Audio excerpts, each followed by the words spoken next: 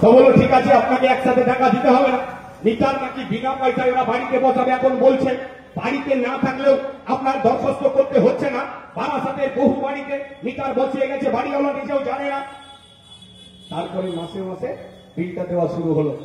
কি করলো, এক পা পিছিয়ে ওরা বললো ঠিক আছে আমরা একসাথে টাকা নেব না, কিন্তু প্রত্যেক মাসে যা কারেন্ট পুড়বে তার সাথে ওই মিটারের দামটা একটু একটু করে ওই 8-9 হাজার টাকা কাটবার ব্যবস্থা হলো।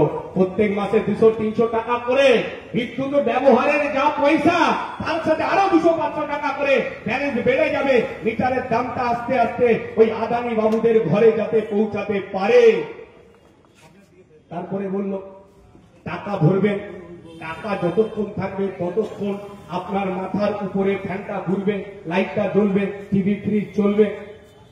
আচ্ছা এখন যে আইনটা আছে, যে আইন বলে এখন আমরা বিদ্যুৎ ব্যবহার করছি 3 মাস অন্তর বিল আসে, ডেট দেওয়া হয় অমুক দিনের মধ্যে আপনাকে পয়সা শোধ করতে হবে। তো সেই বিগত 3 মাসে যে বিদ্যুৎ ব্যবহার করেছি আগামী 3 মাস ধরে 3টে পার্টে সেই বিল দেওয়ার সুযোগ আছে। আচ্ছা কোন একটা লোক সেই 3 মাসেও পারল না, কোম্পানি থেকে আপনার মোবাইলে অ্যালার্ট এসএমএস আসবে যে আপনি অমুক দিনের মধ্যে টাকা পরিশোধ করুন, না হলে কিন্তু লাইনটা ডিসকানেক্ট হবে। এখন কেউ তড়িঘড়ি করে জোগাড় করে দিতে পারে, তাহলে ডেটটা পার হওয়ার পরও 2 দিন 5টা দিন সময় পাওয়া যাবে।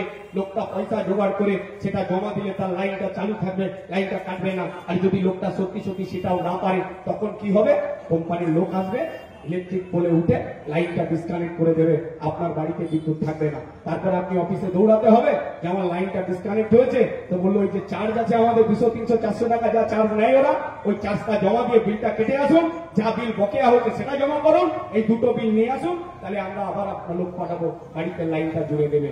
আর স্মার্ট মিটার যে ব্যবস্থা করেছে, যেটা আমি বললাম মোবাইলে পয়সা ফুরিয়ে গেলে যতই আমরা চিৎকার করে বলবার চেষ্টা করি, একটা সেকেন্ড কথা বলা ও বলবে না।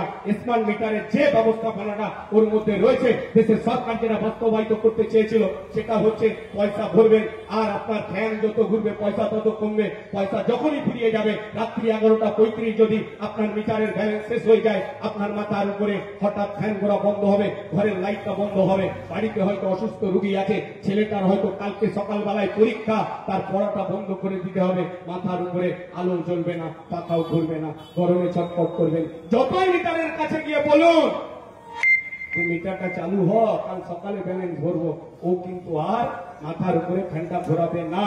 কটা মানুষ পারবে যে ভারতবর্ষের 70% বেশি বিপিএল তালিকাভুক্ত মানুষ, কটা মানুষের এইটা ক্ষমতা আছে যে নিজের ফোনপে কি নানান রকম মাধ্যমে অনলাইনে সে মিটারে ব্যালেন্স ভরতে পারবে? আর ব্যালেন্সটা ভরলে তার মাথার উপরে ফ্যান ঘুরবে। আমি ধরে নিলাম আপনি ভরতে পারবেন, ভরে দিলেন।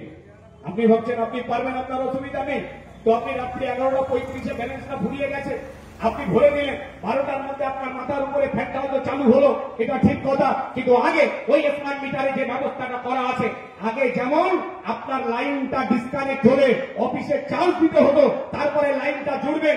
এবার আপনি ধরুন আপনার ডিসকানেক্ট হলে স্মার্ট মিটার, আপনি 600 টাকা মোবাইল থেকে রিচার্জ করে দিলেন, ফ্যান ঘুরছে, আপনি চেক করলেন ব্যালেন্স কত, ও ব্যালেন্স দেখাচ্ছে হয়তো 460 টাকা, 140 টাকা গেল কোথায়? ওই যে রিকানেকশন করলো, লাইনটা ডিসকানেক্ট হয়েছিল ব্যালেন্স শেষ হওয়ার জন্য, আপনি ব্যালেন্স ভরলেন, রিকানেকশন হলো, রিকানেকশন চার্জটা ওই স্মার্ট মিটারে এমন ব্যবস্থাপনা আছে অটোমেটিক আদানি আম্বানিদের ঘরে চলে যাবে, ওই পয়সাটা আপনার থেকে নিয়ে নিল।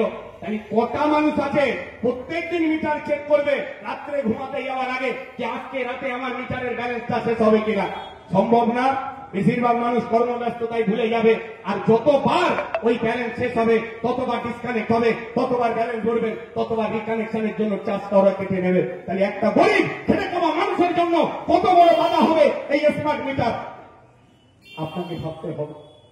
এখন যখন এসব চলছে, এসব করা যাবে না, সরকার বিরুদ্ধে আন্দোলন চলছে, বিদ্যুৎ দপ্তর ঘেরাও করছে, কারা করেছে? এরা হচ্ছে তৃণমূল সরকার না।